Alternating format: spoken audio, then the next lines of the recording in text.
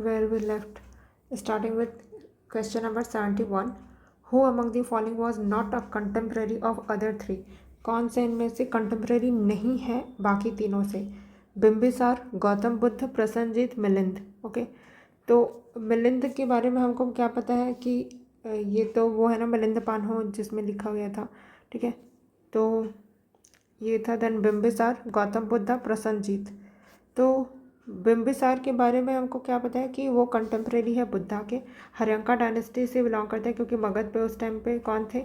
सबसे पहली dynasty हर्यंका dynasty आई थी ना, तो हर्यंका डायनेस्टी के थे Bimbisara. And Magadh came into prominence इन्हीं के टाइम पे अंडर हिम. मैरिज अलायंस उन्होंने किया था और प्रसन्नजीत की सिस्टर ही उनकी वाइफ थी. तो इन दोनों तो कंटेम्प्रेरी ही होंगे और बिम्बिसार थे कंटेम्प्रेरी थे गौतम बुद्धा के. तो इन तीनों कंटेम्प्रेरी है. तो ऑड अलग कौन सा है? मिलिंद. तो मिलिंद ही है जो इनके कंटेम्प्रेरी नहीं है. ठीक है, तो ये याद रख लेना है. तो बिम्बिसार के बारे में हमको क्या क्या याद रख लेना है कि बिम्बिसार हर्यंका डायनेस्टी से बिलोंग करते थे, कंटेम्प्रेरी थे बुद्धा के. मगध इन्हीं के टाइम पे प्रोमिनेंस में आया था. मैरिज अलायंस ये किए थे. फर्स्ट वाइफ उनकी जो थी वो सिस्टर थी प्रसन्नजीत की. कौशल किंग थे प्रसन्नजीत जो थे वो कौशल के किंग थे. एंड इन्हीं की जो बहन थी उनका नाम कौशला देवी था, है ना. फिर उन्हीं से मैरिज हुआ था बिम्बिसार का, कंटेम्प्रेरी ऑफ बुद्धा. तो ये याद रखना, बिम्बिसार, बुद्धा एंड प्रसन्नजीत ये तीनों क्या थे? कंटेम्प्रेरी थे. Then who among the following led the foundation of Rashtrakuta empire. तो सारे डायनेस्टी के फाउंडर का नाम तो याद होना ही चाहिए. ठीक है, चारों तो डायनेस्टी मतलब राष्ट्रकूट एम्पायर की ही के ही रूलर है ये सब. अमोघ वर्षावन, दंती दुर्गा, ध्रुवा, कृष्णावन. इनमें से ये तीनों तो बहुत फेमस वाले हैं. और दंती दुर्गा है वो हमको पता है कि वो फाउंडर है राष्ट्रकूट डायनेस्टी के. तो ये याद रखना है हमको. तो दंती दुर्गा उनके मतलब ये जो दंती दुर्गा थे वो फाउंडर थे राष्ट्रकूट के. और इनकी कैपिटल थी मान्यखेत या मान्यखेड़ा भी बोलते हैं इसको. तो उनकी कैपिटल भी याद रखना. राष्ट्रकूट डायनेस्टी के टाइम पे कैपिटल कौन सी थी? मान्यखेत. और फ्यूडेटरी थे ये चालुक्य के. ठीक है, बादामी चालुक्य वाले हैं ना. तो फ्यूडेटरी थे उन्हें कि राष्ट्रकूट, और बाद में वही पावर में आ जाएंगे, अपना डायनेस्टी इस्टेब्लिश कर लेंगे. Then next question, between which one of the following was the ancient town of Taxila located. कौन से दो रिवर के बीच में तक्षशिला है वो लोकेटेड है पूछ रहा है. Indus and Jhelum, Jhelum and Chenab, Chenab and Ravi, Ravi and Beas. तो ये सारे जो नॉर्दर्न रिवर्स है ना फेमस, ये इंडस रिवर, इधर झेलम रिवर है, फिर इसी में रावी रिवर आके मिल जाती है, फिर चेनाब, और कौन कौन सा है? रावी, ब्यास. तो ब्यास तो इधर काफ़ी अंदर है तो ये तो नहीं होगा. झेलम एंड चेनाब नहीं, अपने कौन सा पता है? Indus and Jhelum. ओके, अब लोकेशन से याद रख लेते हैं. ये इंडस रिवर और ये झेलम जम्मू एंड कश्मीर से होकर गुजरती है, बीच में तक्षशिला यहाँ पे लोकेटेड है. ठीक है, सिंधु है वो ओल्ड नेम है इंडस का. वितस्ता, झेलम, झेलम का ओल्ड नेम है वितस्ता. फिर तक्षशिला है वो पाकिस्तान में है प्रेजेंट डे. ठीक है, ये बारे मैंने इंडिया के अंदर बना दिया लेकिन इधर कहीं पे है. ठीक है, Taxila. Then with reference to invaders in ancient India which one of the following is correct chronological order. Invaders की रिस्पेक्ट में हमको ये बताना है कि करेक्ट क्रोनोलॉजिकल ऑर्डर कौन सा है. ग्रीक, साका एंड कुषाण, यही करेक्ट क्रोनोलॉजी है. इंडो ग्रीक पहले आए थे एंड देन उसके बाद साका आए थे, देन कुषाण. तो ग्रीक, देन साका, फिर कुषाण. तो जीएस करना है, ऐसे सोच लेना कि जनरल स्टडीज़ करना है, पढ़ना है, आई मीन जीएस करना है. तो ग्रीक, साका, कुषाण. तो ग्रीक थे और जो अलेक्जेंडर था वो भी तो ग्रीक ही था. तो 326 BC उस टाइम से इन्वेजन हो चुका था ग्रीक के द्वारा. देन साकास वो आए थे 90 BC में एंड कुषाणास आए थे 45 CE में. ठीक है, then next, consider the following statements. The Ikshvaku rulers of southern India were antagonistic towards Buddhism. जो इक्ष्वाकु रूलर्स थे सदर्न इंडिया में, बोला जा रहा है कि वो बुद्धिज़्म के टुवर्ड्स एंटागोनिस्टिक थे. तो नहीं, ऐसे एक और स्टेटमेंट यूपीएससी ने फ्रेम किया था कि ये समुद्रगुप्त के बारे में शायद, कि ये बुद्धिज़्म को नहीं मानते थे. नहीं, हर्षवर्धन के बारे में कि ये एंटागोनिस्टिक थे टुवर्ड्स बुद्धिज़्म. तो नहीं, वो गलत था, ये भी अगेन गलत है. The Pala rulers of eastern India were patrons of Buddhism. जो पाला रूलर थे ईस्टर्न इंडिया में थे ना पाला रूलर्स, वो पैटर्न थे बुद्धिज़्म का। तो यस, हम पढ़ेंगे भी कि कुमार पाल हो गए, ये सब ने कैसे नालंदा यूनिवर्सिटी इन सब को बनाने में और रेनोवेट करने में बहुत हेल्प किया था। तो पाला रूलर्स के बहुत सारे धर्मपाल को पढ़ेंगे, कुमार पाल को पढ़ेंगे। तो हाँ, ये सेकंड स्टेटमेंट तो सही है। पाला डायनेस्टी एंड इनफैक्ट पाला डायनेस्टी वर दी लास्ट डायनेस्टी जिन्होंने पैट्रोनेज दिया था बुद्धिज़्म को। उसके बाद से बहुत डिक्लाइन हो गया था। देन इक्ष्वाकु सपोर्टेड बुद्धिज़्म, ये वाले स्टेटमेंट इसलिए करे थे क्योंकि इक्ष्वाकु जो डायनेस्टी है उन्होंने बल्कि सपोर्ट किया था बुद्धिज़्म को। As most inscription of Andhra Ikshvaku period record इधर कॉन्स्टिट्यूशन ऑफ बुद्धिस्ट विहार और गिफ्ट। अच्छा, तो most inscription of Andhra Pradesh में हमको इक्ष्वाकु पीरियड का ही मिलता है कि ज़्यादातर जो इंस्क्रिप्शन आंध्र प्रदेश में, क्योंकि इक्ष्वाकु डायनेस्टी कहाँ पर थी, प्रेजेंट डे आंध्र प्रदेश वाले इलाके में थी, वाले रीजन में थी। तो वहाँ पर हमको रिकॉर्ड जनरली वहीं कहीं मिलता है, constitution of Bihar, Buddhist Vihar and gifts. Then next question, the Allahabad pillar inscription is associated with which one of the following? Allahabad का पिलर इंस्क्रिप्शन वही जो समुद्रगुप्त ने बनवाया था। अच्छा, यही पूछ रहे हैं ना, associated with which of following, तो हमको तो पता ही है समुद्रगुप्त। ये क्वेश्चन कितनी बार रिपीट हो गया। रिटर्न बाय दी गुप्त का जो कोर्ट पोइट था हरिसेन। तो ये जो अलाहाबाद, इसी को तो प्रयाग प्रशस्ति भी बोलते हैं, अलाहाबाद पिलर इंस्क्रिप्शन या फिर प्रयाग प्रशस्ति। ये किसने बनवाया था? समुद्रगुप्त ने बनवाया था। और उसमें जो लिखा हुआ है उसको किसने लिखा है? उन्हीं के कोर्ट पोइट हरिसेन ने लिखा हुआ है। ठीक। Then what does Baudhayana theorem, बौद्ध शुल्ब सूत्र रिलेट टू? तो ये बौद्धायन थ्योरम है किसके बारे में? Length of sides of right angle triangle, या फिर कैलकुलेशन ऑफ वैल्यू ऑफ पाई, या फिर logarithmic calculation, normal distribution of curve, कि किसके बारे में है ये पूछ रहा। तो इसमें पता होगा तो ही बन पाएगा। ठीक है, तो length of sides of right angle triangle के बारे में बताया बौद्धायन थ्योरम में। Then Anekantavada is a core theory and philosophy of which one of the following? Jainism. तो ये जैनिज्म का अनेकांतवाद कि मैनीनेस ऑफ रियलिटी के बारे में बताते हैं ना, कि कोई भी चीज़ एब्सोल्यूट ट्रुथ या एब्सोल्यूट फॉल्स नहीं है। यही तो हम पढ़ रहे थे ना पहले प्रीवियस ईयर क्वेश्चन में जब हम लोग कर रहे थे, तो यही हमने एक्सप्लोर करते हुए पढ़ लिया था। Then there are only 2 examples of cave paintings of Gupta period. तो गुप्ता पीरियड का हमको सिर्फ 2 ही नॉन एग्जाम्पल मिलता है केव पेंटिंग का, of Ajanta caves. Where is the other surviving example of Gupta period? एक तो अजंता केव्स है, ये बता दिया हमको गुप्ता पीरियड का, हमने पढ़ा भी था कि जनता है वो गुप्त है ना, केव पेंटिंग। फिर दूसरा कौन सा है? बाघ। तो जनता है बाघ से डर के गुप्त हो गई है, ये याद रख लेना। तो गुप्ता पीरियड का 2 केव पेंटिंग हमको हमेशा याद रहेगा, अजंता एंड बाघ केव्स। ठीक है, अजंता केव्स एंड बाघ केव्स। प्रेजेंट डे कहाँ पर है ये? बाघ केव्स मध्य प्रदेश में। बाकी ऑप्शन देख लेते हैं। एलोरा केव्स है वो महाराष्ट्र में, नासिक केव है वो भी महाराष्ट्र में, लोमस ऋषि केव है वो बिहार में है। ठीक है, अब तीनों के बारे में और जब हम हिस्ट्री में पढ़ेंगे तब वहाँ पर अच्छे से पढ़ेंगे, क्योंकि अब सारा चीज़ यहाँ पर भी इंक्लूड कर देंगे तो बहुत टाइम वेस्ट हो जाएगा। जब हिस्ट्री पढ़ेंगे तो ऑलरेडी उधर है तो हम उधर से पढ़ लेंगे। जो चीज़ हमारी बुक में नहीं है वो अगर ऑप्शन में है तो उसके बारे में सर्च कर लेना है। ठीक है। Then India maintain its early cultural contacts and trade links with south eastern Asia across bay of Bengal for the preeminence of early maritime history. अच्छा, मैंने साइड में लिखा हुआ उसको पढ़ना भूल गई थी मैं। तो ये बौद्धायन थ्योरम है वो पाइथागोरस थ्योरम के जैसा ही है।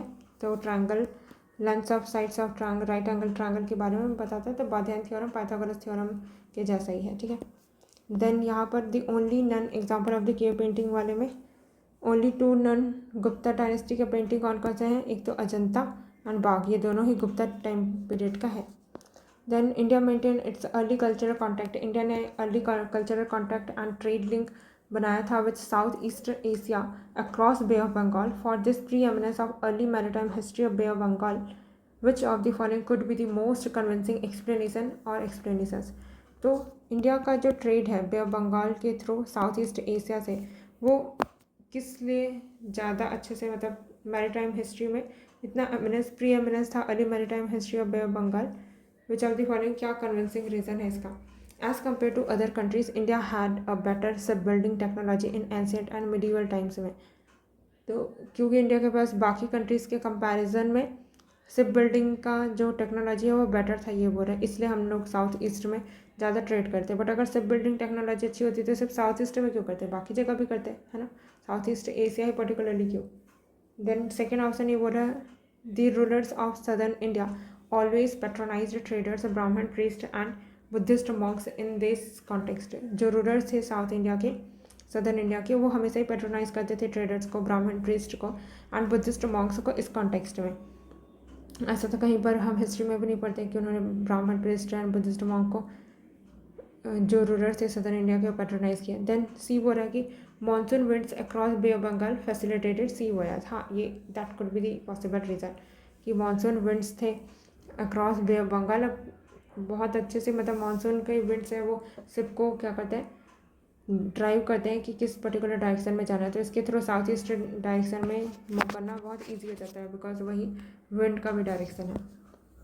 Then next, the Jain philosophy holds that the world is created and maintain by. तो जैन फिलोसॉफी क्या बोलती है कि जो पूरा वर्ल्ड है वो क्रिएट किया गया है एंड मेंटेन होता है किससे, universal law, universal truth, universal faith, universal soul.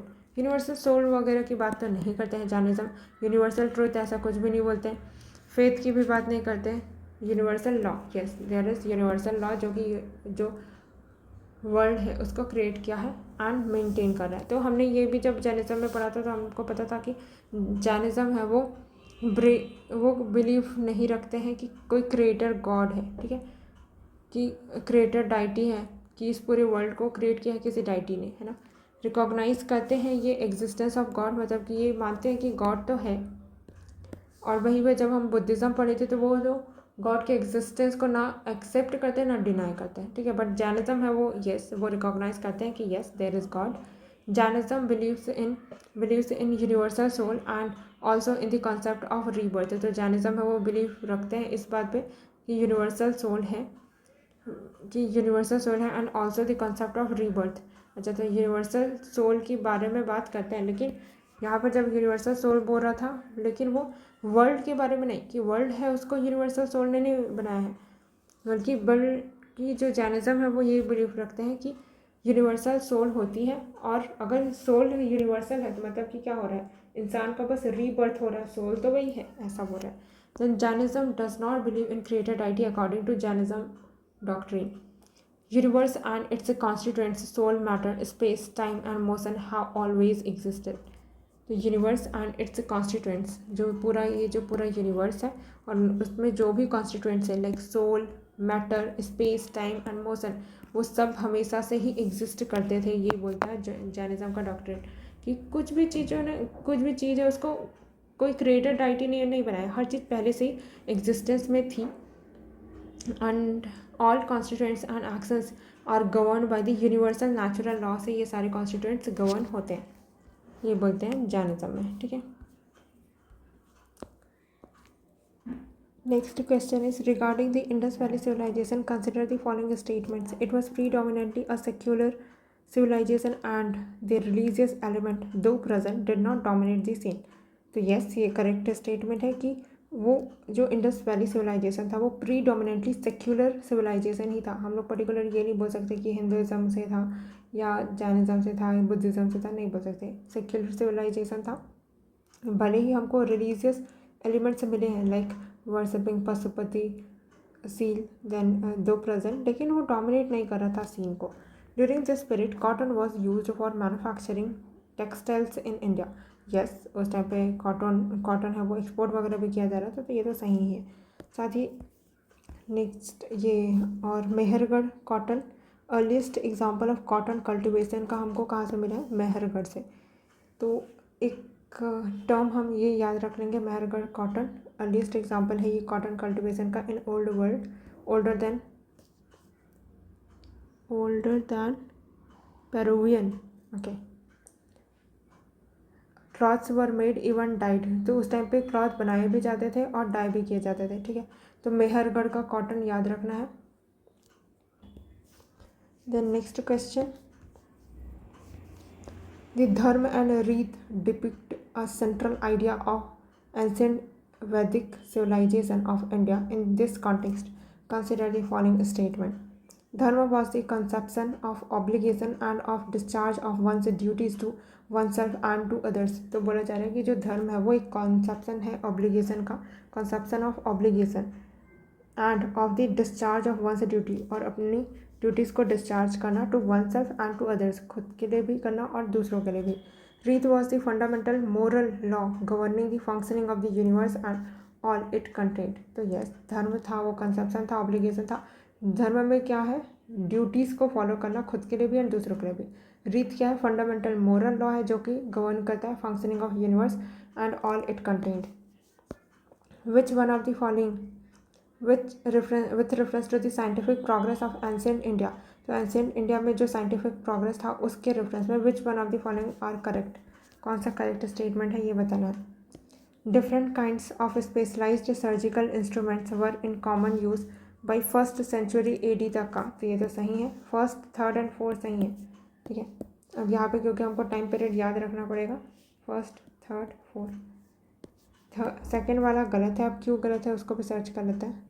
सो इस क्वेश्चन में हमको टाइमलाइन को याद रखना होगा. Different kinds of specialized surgical instruments were in common use by first century AD. Yes, ये करेक्ट है, ये बात कर रहे हैं सुश्रुत की, जो कि फर्स्ट सर्जन भी थे इंडिया में.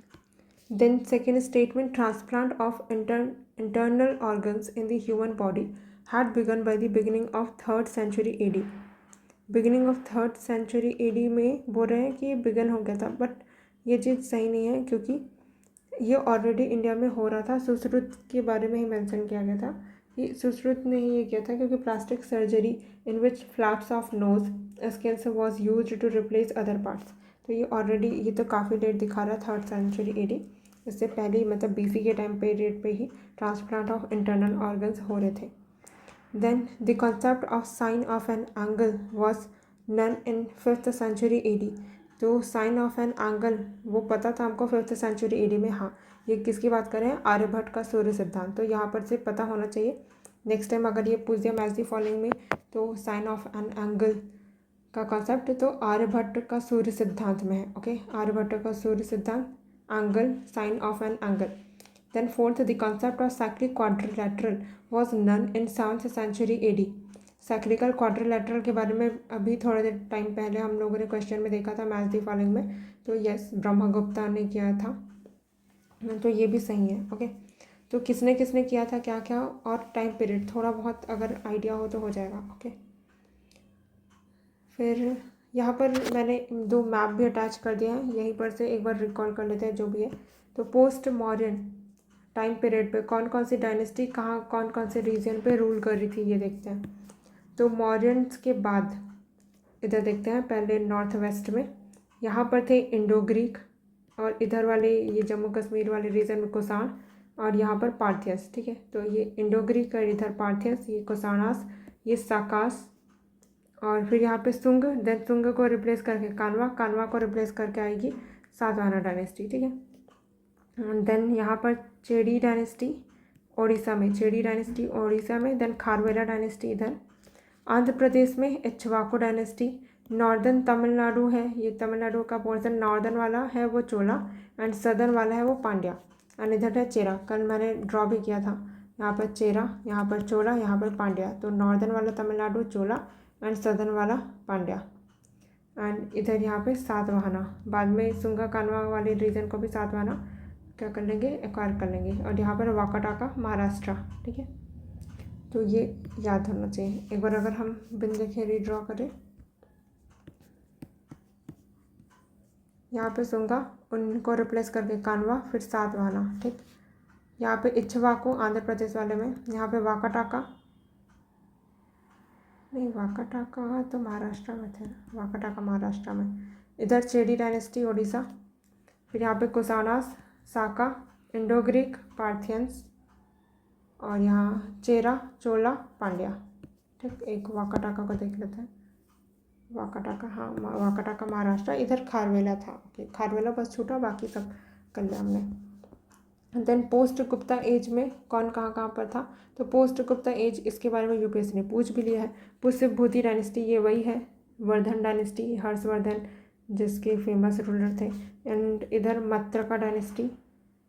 फिर है इधर मौखरी किंग ऑफ कन्नौज, ये लेट गुप्तास। एंड इधर कामरूपा असम, हमने कामरूपा के बारे में भी एक ऑप्शन में पढ़ा था, है ना, जहाँ पर एक बुक में मेंशन किया गया था। I think that was Vishakha Datta का बुक, है ना। देन यहाँ गौड़, शशांक गौड़ के बारे में पढ़ेंगे ऑफ बंगाल। यहाँ पर है पल्लव एंड इधर चालुक्य। ठीक, चलो अब एक बार मैप पे बना के देखते हैं क्या क्या पढ़ा। कामरूपा असम, यहाँ पर लेटर गुप्तास, यहाँ पर मौखरी मैत्रका, यहाँ पर मौखरी किंग ऑफ कन्नौज, यहाँ पर वर्धन डायनेस्टी, और इधर पल्लव, इधर कुछ था याद नहीं आ रहा है मुझे, तो चालुक्य एंड गौड़, शशांक गौड़, बस ये बचा। ठीक, then next question, with reference to the history of ancient India which of the following was were common to both Buddhism and Jainism, दोनों में क्या कॉमन था। ये क्वेश्चन एग्जैक्टली रिपीट हुआ है। तो avoidance of extremities of penance and enjoyment, तो Jainism इसको प्रमोट करते हैं लेकिन बुद्धिज्म अवॉइड करने के लिए बोलते हैं। तो दोनों में कॉमन तो ये चीज़ नहीं है, बाकी इन दोनों कॉमन था कि दोनों ही विदास की अथॉरिटी से इंडिफरेंस थे एंड डिनाई करते थे efficacy of rituals. The next question, the Nagar, Dravida and वैसार style, ये क्या है। 3 मेन रेशियल ग्रुप है, नहीं। 3 मेन लिंग्विस्टिक डिवीजन है, नहीं। 3 main style of Indian temple architecture, yes. Musical घराना, नहीं।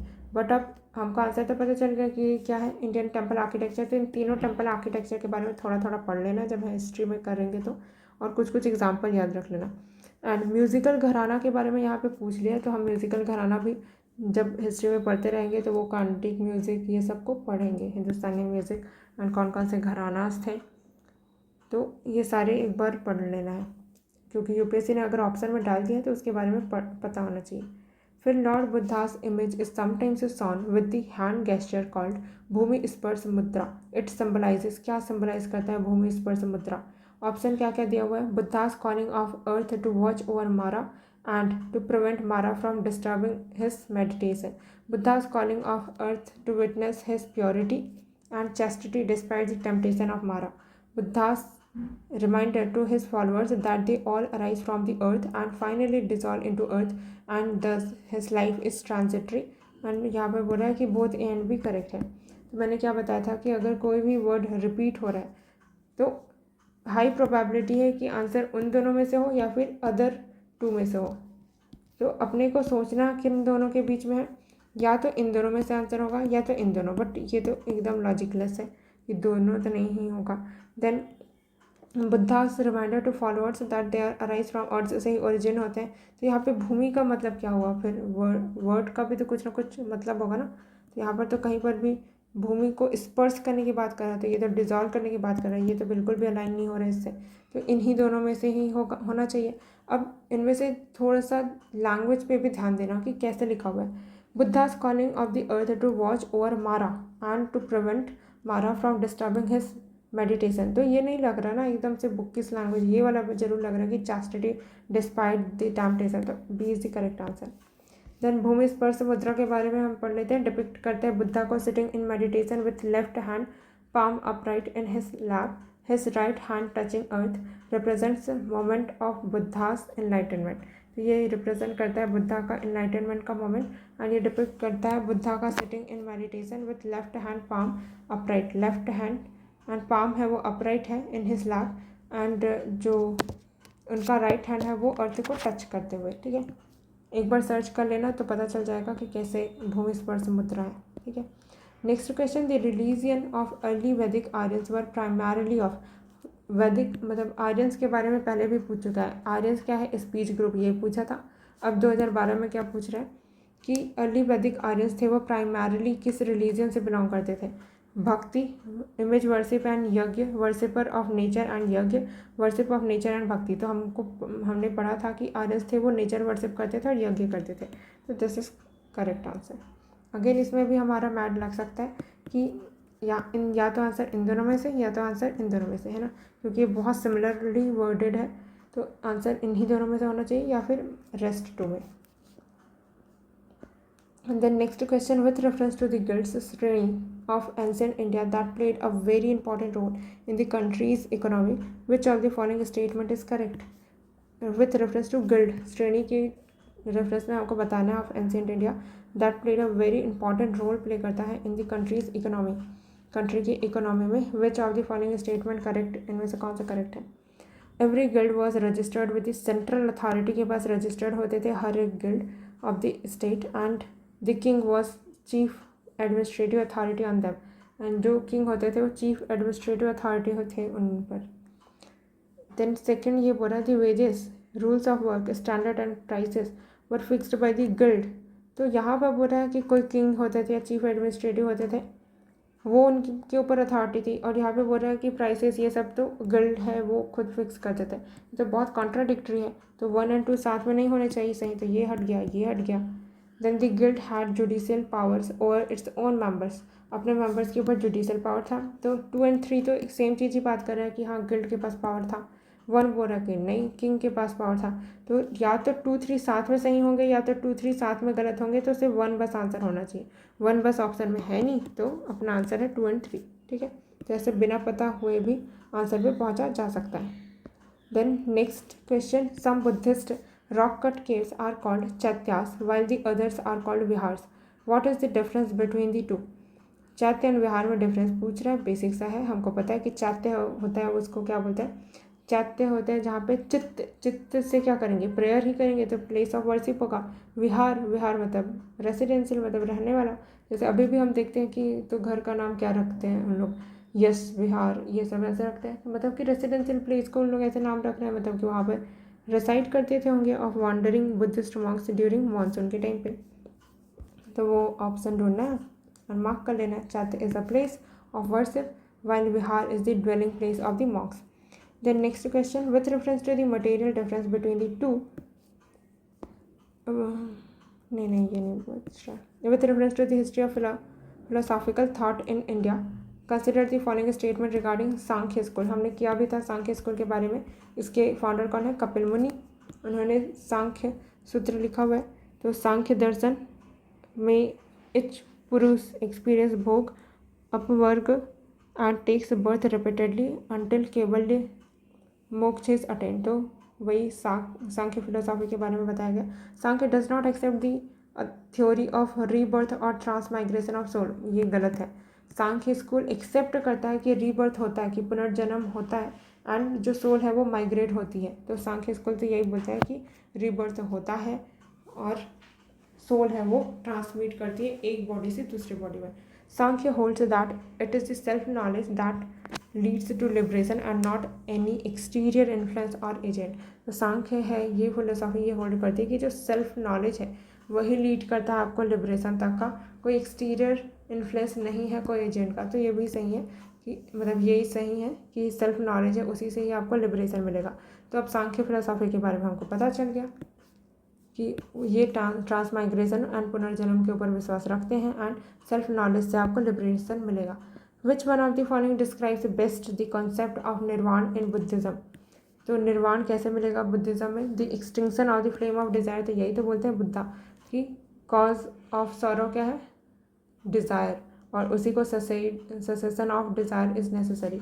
कंप्लीट एनहिलेशन ऑफ सेल्फ नहीं, बुद्धिज़्म है वो ये नहीं बोलता कि खुद को पूरा एनहिलेट ही कर लो कम्प्लीटली, एक्सट्रीमिटीज़ पे तो जाता ही नहीं ना बुद्धिज़्म तो मध्यम मार्ग बोलता है, तो ये हो भी नहीं सकता, ये तो एक्सट्रीम बोल रहा है।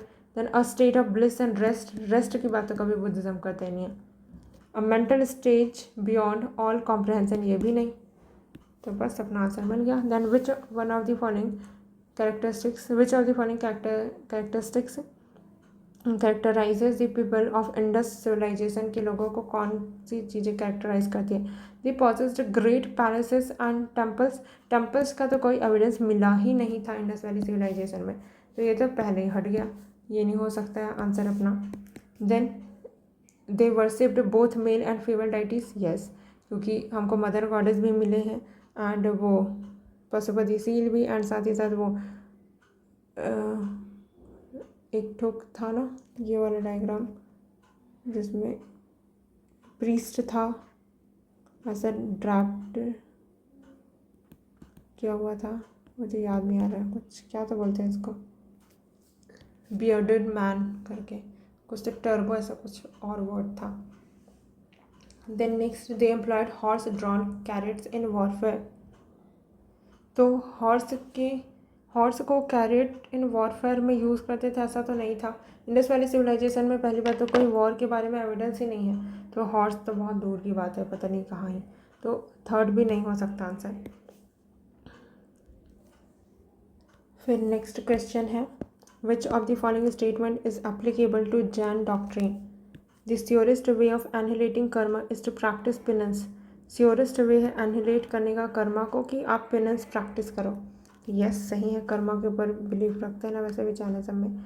फिर every object even the smallest particle has the soul. Yes Jainism यही बोलता है, ये 2024 का क्वेश्चन है कि हर एक ऑब्जेक्ट है, इवन जो स्मॉलेस्ट पार्टिकल है उसमें भी सोल है। Karma is the bane of the soul and must be ended. जो कर्म है वो बेन है सोल का एंड उसको एंड करना होगा। तो ये तीनों ही स्टेटमेंट सही हैं। फिर हमको इसमें एक और एडिशनल इन्फॉर्मेशन क्या मिल रही है, अच्छा इसको मैंने ऐसे ही ड्रॉ कर दिया था, हट गया, ठीक।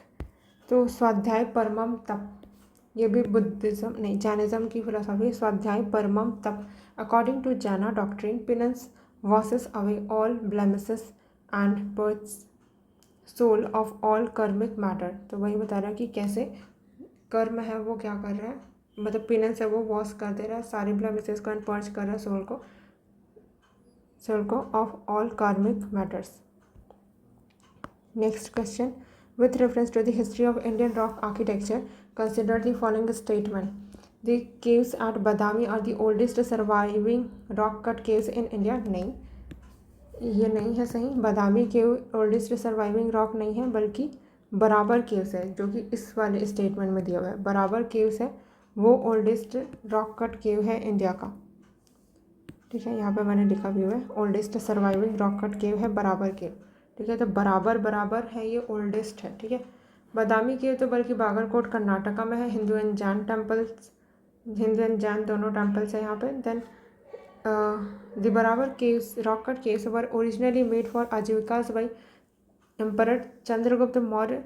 तो नहीं, चंद्रगुप्त मौर्य ने ऐसा कोई रॉक कट नहीं बनाए थे एंड उन्होंने तो आजीविका को नहीं दिया था, तो ये तो सही नहीं है।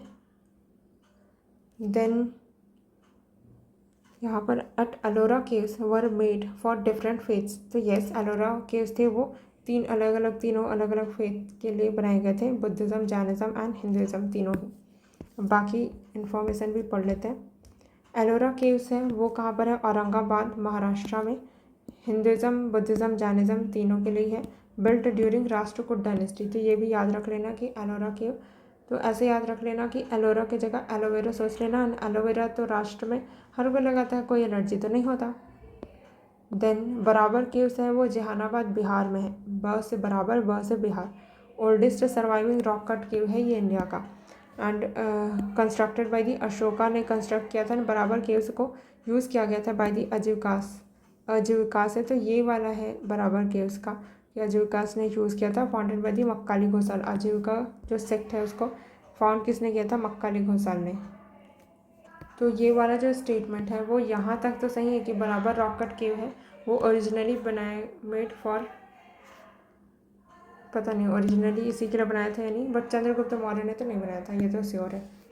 आगे देखते हैं। फिर नेक्स्ट क्वेश्चन थी, Chinese traveller Hiuen Tsang who visited India according to general conditions and recorded the general conditions and culture of India at that time in this context, which of the following statement is correct? पहला, the roads and river routes were completely immune from robbery। ये तो गलत है, क्योंकि Hwan सांग ने खुद ही बताया था कि कैसे वो खुद ही एक दो बार रॉबरी के शिकार हुए हैं, तो ये तो नहीं है सही। As regards the punishment for offences ordeals by fire water and poison were the instruments for determining the innocence of the guilt of a person. ये सही है। Then the tradesman had to pay duties at ferries and barrier station, ये भी सही है। तो ये toll tax की बात कर रहा है, ये सही है। सेकंड थर्ड सही है, फर्स्ट गलत है। Next question, in the context of cultural history of India a pose in dance and dramatics called tribhanga has been a favourite of Indian artist from ancient times till today, which of the following, ये नटराज की बात कर रहे हैं, ठीक है, tribhanga posture उसी में है। देन यहाँ पर कौन सा है जो त्रिभंग पोस्चर को बता रहा है, one leg is bent and body is slightly but oppositely curved at waist and neck. Facial expressions, hand gestures and makeup are combined to symbolize certain epic or historic character. नहीं, ये नहीं है सही। Movements of body, face and hands are used to express oneself or tell a story. नहीं, ये भी नहीं। यहाँ पे 3 बेंड होने चाहिए ना, तो यही है वैसे तो। A little smile, slightly curved, ये भी नहीं। One leg is bent। यहाँ पे कुछ एडिशनल इन्फॉर्मेशन है। त्रिभंग पोस्चर फेवरेट पोस्चर था लॉर्ड कृष्ण का। Tribhanga posture before his Kamadhenu और whenever playing his flute often called tribhanga Murari भी बोला जाता था कृष्ण भगवान को। Then consider the following historical places, Ajanta caves, Lepakshi temple, Sanchi stupa. इनमें से कहाँ पर म्यूरल पेंटिंग मिली? तो म्यूरल पेंटिंग क्या होती है, जो हार्ड सरफेस पे बनाया जाता है ना।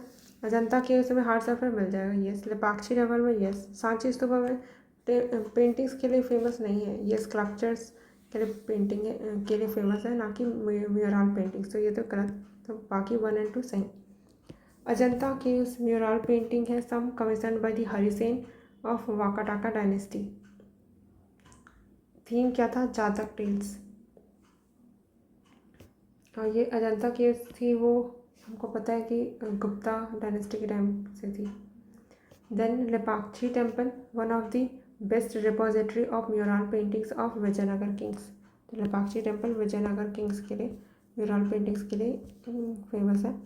With reference to the Indian history of art and culture consider the following pairs. तो सही पेयर कौन कौन सा ये देखना है हमको। A grand image of Buddhas Mahaparinirvan with numerous celestial musicians above and sorrowful figures of his followers below. Ajanta की केव में है ये, तो यस ये सही है। Parinirvana of Buddha in cave 17 of Ajanta. Then a huge image of Varaha avatar boar incarnation of Vishnu as he rescues goddess earth from the deep and chaotic waters sculpted on rock. Mount Abu नहीं, ये मामल्लपुरम में है। माउंट आबू तो राजस्थान में, ठीक है। ये मामल्लपुरम का बताया गया है कि कहाँ पे वराह अवतार है विष्णु भगवान का, वो उसका ह्यूज इमेज है। फिर अर्जुना का penance descent of Ganga sculpted on the surface of the huge boulders, ये मामल्लपुरम में है, यस ये करेक्ट है। अर्जुना का पेनेंस मामल्लपुरम में। तो इन दोनों सही है, ये वाला गलत था। Next, with reference to the Buddhist history, tradition and culture of India, in India, consider the following pairs. Tabo Monastery and Temple Complex, कहाँ है ये? टैबो मोनास्ट्री के बारे में हमने देखा भी था कि ओल्डेस्ट मोनास्ट्री, मतलब कि सबसे बड़ी मोनास्ट्री इंडिया में कहाँ पर है ना। तो उस टाइम हमने देखा था कि वो कहाँ पर है। फिर यहाँ पर क्या क्या बोला हुआ है? अलची टेम्पल कॉम्प्लेक्स लद्दाख में है, यस। लौत्सवा लखांग टेम्पल नाको, तो नहीं, ये जास्कर वैली नहीं, हिमाचल प्रदेश में, क्योंकि जास्कर वैली तो जम्मू एंड कश्मीर है और नाको ये वाला वर्ड जनरली हिमाचल प्रदेश वाले एरिया के लिए है। और टैबो मोनास्ट्री है वो स्पीति वैली, तो यस ये भी सही है। तो मोनास्ट्री वगैरह को याद रखना है। मैप इसका हम करेंगे जब हिस्ट्री का कर रहेंगे तब। ओके, इसके बाद से 101 से नेक्स्ट में देखेंगे।